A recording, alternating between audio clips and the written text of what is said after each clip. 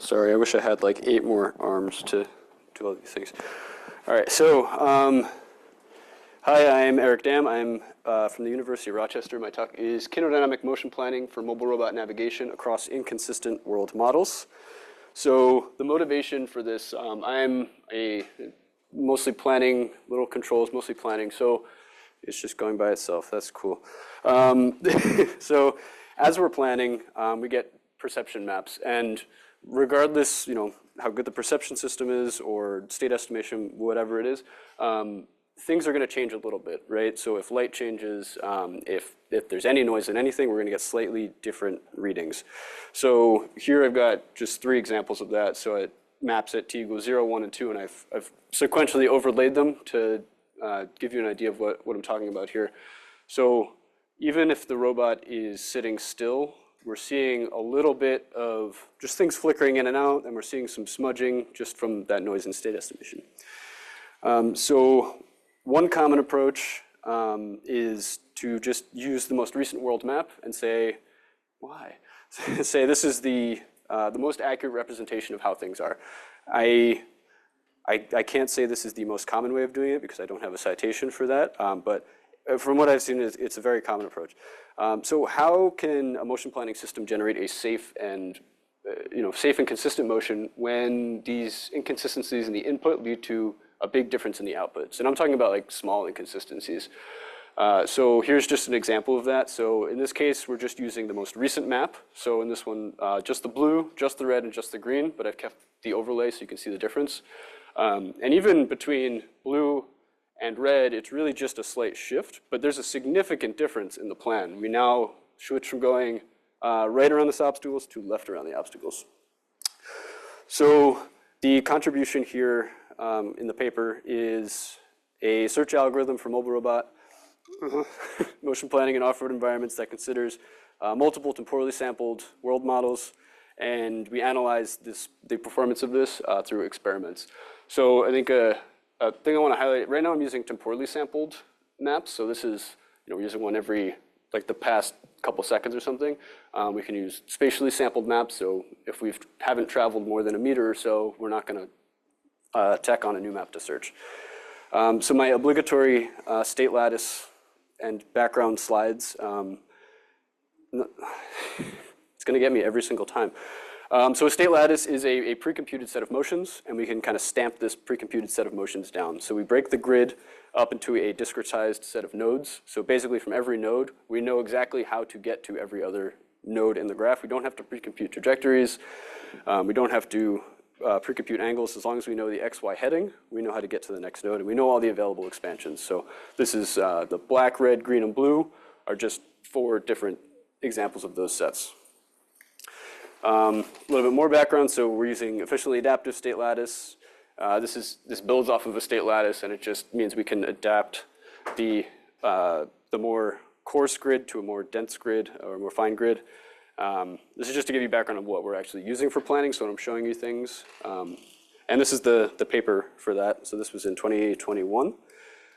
Further building off that, this is Kinodynamic efficiently adaptive state lattice. So I want to highlight specifically the data structure for how the nodes track the expansions. So it's a really good slide I put together. So the list of trajectories. So every node, it contains a history of basically every edge that's taken to expand to get to it. So the first node just has the start state. The second node has the start state, and then another trajectory, which is the first edge, and then so on and so forth. Additionally, each node has a back pointer, so it's doing graph search. So each node, it knows where it came from. Essentially, it doesn't know what its child nodes are, but it knows what its parent node is. Another important piece is, since we're using kinodynamic planning, this uses duration as a cost. So instead of using a cost map, we're just taking how long does it take to actually execute a motion. We switched the traditional cost map, where it's 0 to 255 typically, to just a binary obstacle map. So is it free space or is it not free space? It also takes height map and speed map, but just for the context of this work, we're just considering the binary obstacle map, so we don't run into a bunch of other just factors. And just for context, this is a picture from that Kiesel paper from 2023. So up top is the non-kinodynamic version. So it's all going full speed. And the bottom, we've got these kind of tie-dye paths. So that's just setting kinodynamic constraints, velocity constraints. So it's slowing down as it goes over the height map, which is shown on the right here. So this is an old height mapping algorithm that I wrote a few years ago. But one key thing is, so all these black area is unobserved space. And in that work, we just assigned a hard velocity constraint to it. We said if it's unobserved, plan to go really slow through it. But now we've got a lot of other newer methods and better methods. So now we can kind of fill in those spaces. And we can extrapolate what might be behind trees. We're not just setting strict velocity constraints. So back to the method at hand here. So the baseline, you could imagine if we've got all of these different maps, one potential way of handling them is when we're planning motions, when we're expanding edges, that edge has to be valid in every single one of those maps to be valid, right? So this is, the baseline, we'll say it's like the most conservative way that you can plan. So if we have our prior 3 maps here, so we've got blue, red, and green is the most recent map. The red trajectory is we're only planning in the green map, and the blue trajectory is it has to be valid in every single one of the maps. So you can see it gets pretty difficult. It takes a really roundabout way to get there, and you can imagine if we include 4, 5, 6 maps, it'll eventually become impossible to plan through because it's just one big thing of obstacles. Also note the darker regions inside the colors are the actual lethal obstacle costs or the lethal cells. I just included a footprint, makes it easier to see, things like that. So, wait for it to switch. So the data structure that I was talking about with the nodes containing a trajectory or all of the trajectories to get there. So now we expanded it to histories of trajectories. So each world corresponds to one, basically vector of trajectories, right? So vector of expansions. And now we can use this to kind of jump across different worlds. I wanted to use a picture of like a robot jumping through different universes, but I thought rectangles were just as exciting.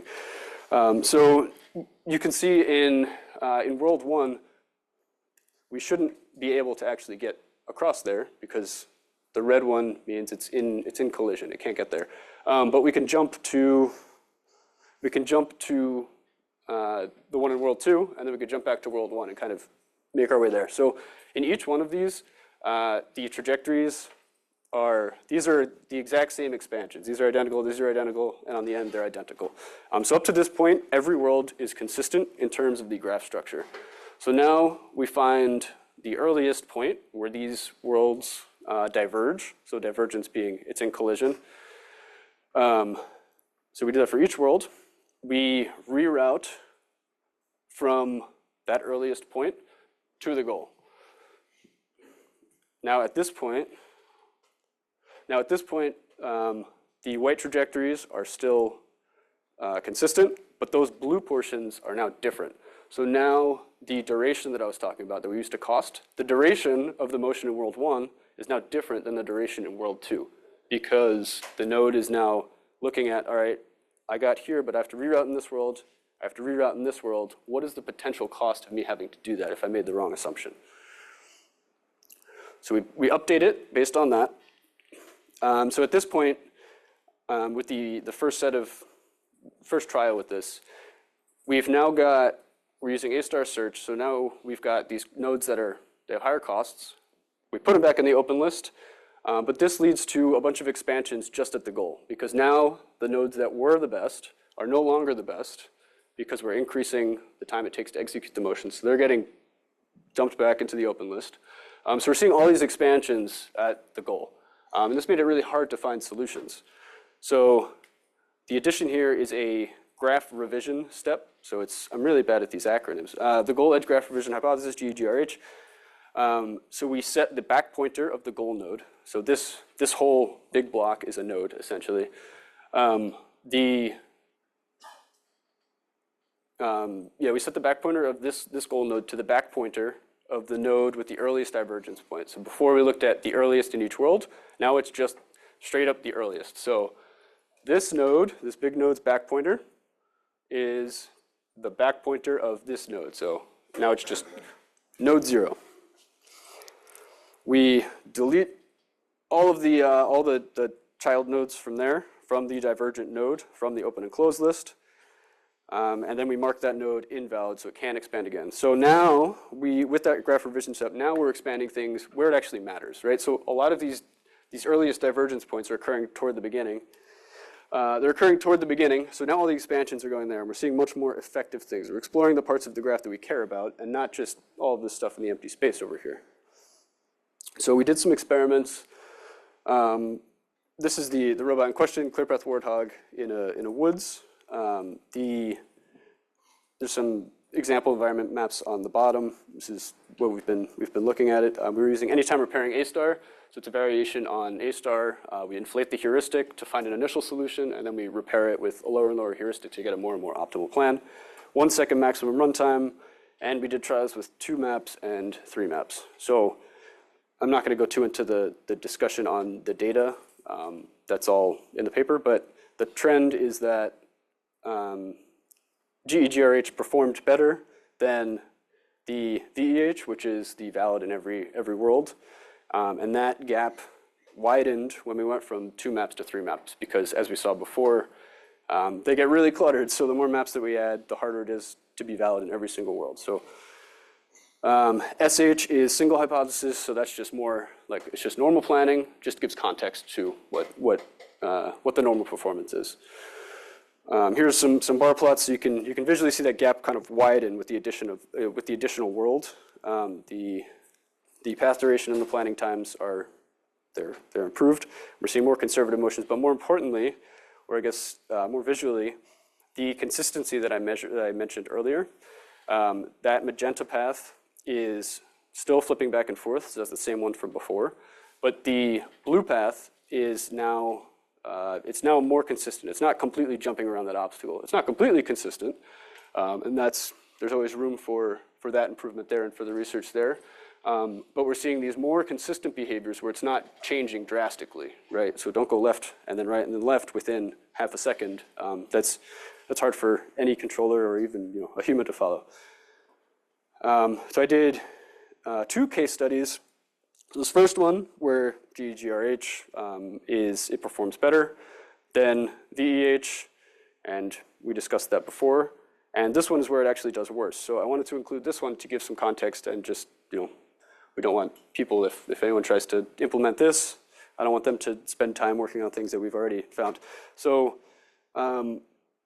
the GEGRH it spent a lot of time rerouting, right? So we had that 1 second max runtime. But every time we do that sub-search to link those trajectories back up, it's time, right? It takes time. So it took too long. It was using an inflated heuristic. So it was never able to drop that heuristic down to get a more optimal path. So we can see these kind of cutbacks here. So that is the cost of, we go forward, we made an incorrect assumption, we have to turn around and go around it, right? So those are the kind of path increases that we're talking about. And the magenta path, it just immediately, the only way I can go is this open area, and it just happened to perform better and find that route. So the conclusions, so in the environments where okay, it just ended it for me, where the world model is incomplete or uncertain, so all these unstructured off-road environments that we're talking about, just tiny little changes, inconsistencies in maps, state estimation, whatever it is, they cause issues with planning. So if we shift that assumption from uncertainty is hazardous, which is what we were previously doing, to we just adjust the edge cost on did we make the right or wrong choice. So we're not just eliminating things entirely. We can get more robust, we can make planning more robust to just inconsistencies in the planning state estimation. There's plenty of areas of research, but future research, but yeah, so thank you very much.